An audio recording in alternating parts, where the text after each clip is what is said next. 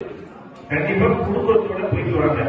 எந்த நாட்டில இருந்தாலும் சரி, எந்த தேசத்துல இருந்தாலும் சரி, சொந்தக்கார கல்யாணம்னா தான் இந்தியாவுக்கு வரணுங்கிறது கிடையாது.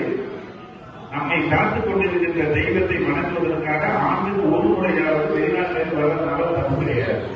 அதனால ஆண்டுக்கு ஒரு முறையாவது கண்டிப்பா குடும்பத்தோட போய் குலதெய்வத்தை தரிசனம் பண்ணிட்டு வாங்க. இதெல்லாம் நீங்க அன்றாட வாழ்க்கையில யாரும் சொல்ல மாட்டாங்க.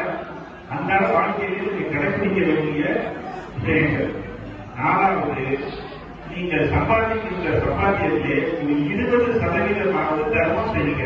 நகரத்தாக தர்மம் செய்வதற்கு ஆட்சேபனையே இல்லை. இருந்தாலும் சம்பாத்தியத்தில் ஒரு 100 ரூபாய் சம்பாதிச்சீங்கன்னா 200 ரூபாய் கண்டிப்பா தர்மம் பண்ணுங்க. அது உங்களை மட்டும் போல உங்க சந்ததிகளையும் பாதுகாக்கும் என்பது நிறைய உதாரணம். உங்க ஐயா நீங்க கட்டி விட்டு போனாங்கன்னா நீங்க எல்லாரும் நீங்க தென்னாச்சினாமான்னு பற்றியா சொல்லிக்கிறீங்க இல்லையா? இந்த கோயிலை கட்டுறதுக்கு அவங்க எவ்வளவு கஷ்டம் கொடுப்பாங்க முன்னோர்கள். இன்னைக்கு இப்ப ஒரு 15-20 வருஷமா கொண்டாடிட்டு இருக்கீங்க. அதனுடைய வித்தியாசம் உங்க எல்லாருக்கும் நல்லா தெரியும். நான் பார்த்துட்டு இருக்கேன். நான் இப்போ ஒரு 20 வருஷமா இருக்கேன். நான் கண்டவனாய் படிக்க 4 வருஷமா வந்தாலும் தேனாச்சினாமா குடும்பத்துக்கு ஒரு 20 வருஷமா தான் தெரியும். ஏன்னா இப்படி ஒரு நிகழ்ச்சியை ரசிகத்துக்கு ஆரம்பிச்சு நீங்க அந்த நிகழ்ச்சிக்கு நான் அது சொல்லணும் வரணும்னு சொல்லி 20 வருஷமா 2 பேரும் இருக்கிறோம். அவர்களும் உடல்நிலை சரியில்லாத போதும் இந்த நிகழ்ச்சிக்கு வரணுங்கிறதுக்காக அவங்க வந்திருக்கிறாங்க. ரெண்டாவது, நான் பலர்கள் நாளைக்கு திருக்கல்யாணம் அப்படி இங்க இறந்து கோயில்ல நாளைக்கு நான் இன்னைக்கு சுருக்கமான குற்றக்குடியில பார்க்கணும்.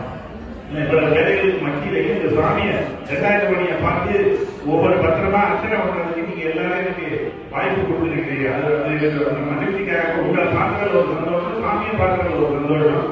அதனால ஆண்டுதோறும் அவர் சோனாப்பூர் 20 நாளைக்கு முன்னாடி எனக்கு போன் பண்ணாங்க.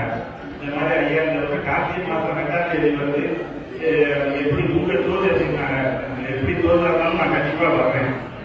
இந்த நிகழ்ச்சிக்கு நான் கண்டிப்பா வரேன். அதனால பத்திரிகைலாம் அளிக்க வேண்டியது இருக்கும். எந்த நிகழ்ச்சியா இருந்தாலும் நான் கண்டிப்பா வரேன். நீங்க தைரியமா அந்த நிகழ்ச்சி நடத்துறேன் அப்படின்னு சொல்லி அந்த மாதிரி இந்த உங்களுடைய